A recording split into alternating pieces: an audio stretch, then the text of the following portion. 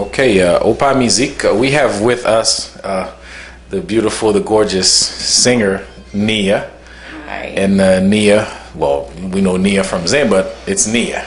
Nia. And nobody fonti parler avec Nia, and we're gonna talk from the beginning of her career, through all the steps that she went through, and to where she is now, and also a little bit of her personality, and just everything that gives us this artist that we know today. So Nia, welcome to Opa Music. Thank you. It's my pleasure. Okay, well, actually, the pleasure's all ours. So, Nia, how did it all start? How did you start in this whole music thing? Take us from the top.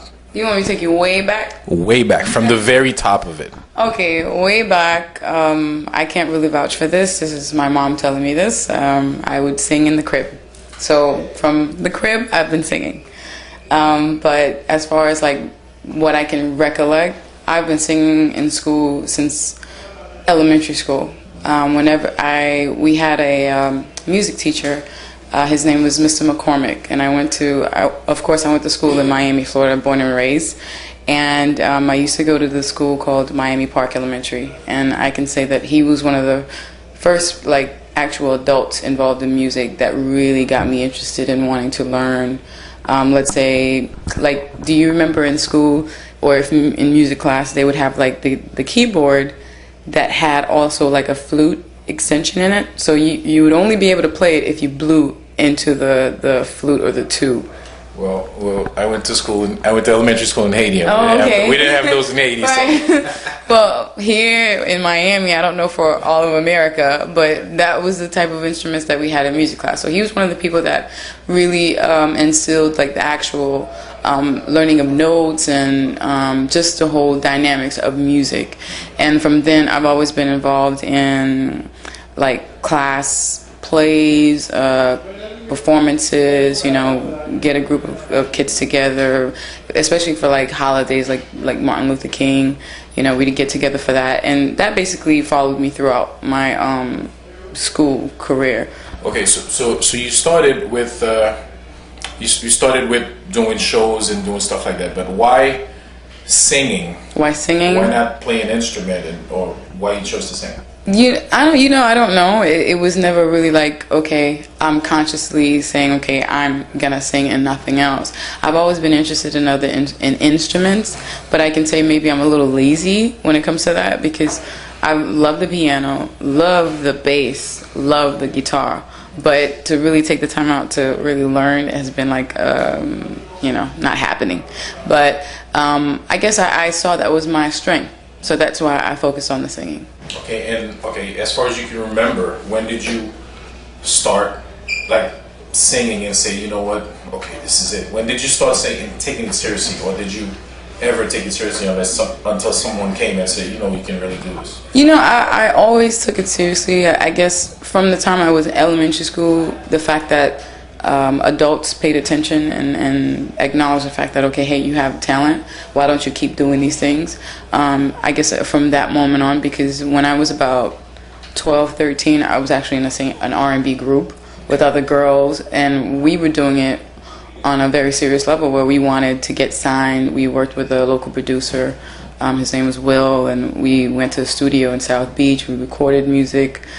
But unfortunately, that didn't get us to where we wanted to go at that time. Okay, what was the name of the group, if you don't mind? Well, we changed names so many times, I can't even recall what our name was. That's sad. That's really sad. But I was in the group with a good friend of mine. Her name is Yana.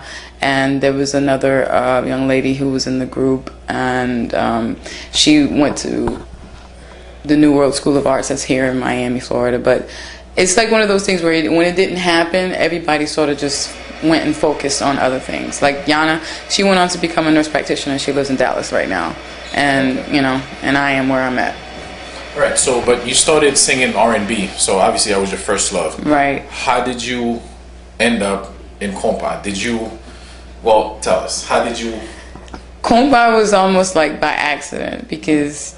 Okay, yes, I'm Haitian. My whole family's Haitian, and my mom listened to compa music. I'm quite sure I've said this like a million times. That she listened to all the ancien, I guess, groups.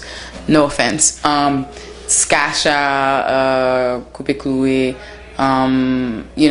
all of them, Tupicana, all of these bands, all these different records I would hear when I was younger, but they never really interested me because I sort of, felt like it was noise. I always preferred my R&B, and I love it, just about everybody. But it just so happened I went to a bal one night. It was like, I can count on my hand. It was Zen. What was that? Okay. But Zen was not my first bal, though. It was my second bal that I went to. And yeah, it's crazy. No, that's a lie. I'm sorry. I used to go to T-Vice bals also, but that was after I was introduced to bals through my brother who passed away a few years ago. He was the one that introduced me to my first bal, me and my cousin, and we just did not have a good experience. It was just bad, and I was like, never again. I'm never going to go to another compa party or, stay away from these Haitians, But it just so happens I go to another bal with my cousins, and it happens to be a Zen bal at that time. Daphne and Georgie were still in the band. And I was just like, okay, I was standing by the bar, and I was just, observing the people, observing the band, and, noticing how Daphne danced very well, and Georgie just had that leg thing going on, It was cool. It was real cool. So I'm like, okay, this is not bad. So from that bal, somehow, some way, I was introduced to the guys, which was Alan, Alex, Cacique, which was the former keyboard player, and I believe Jean-Jean, which is Alan's good friend. He's also the one that used to replace Alan when Alan wasn't around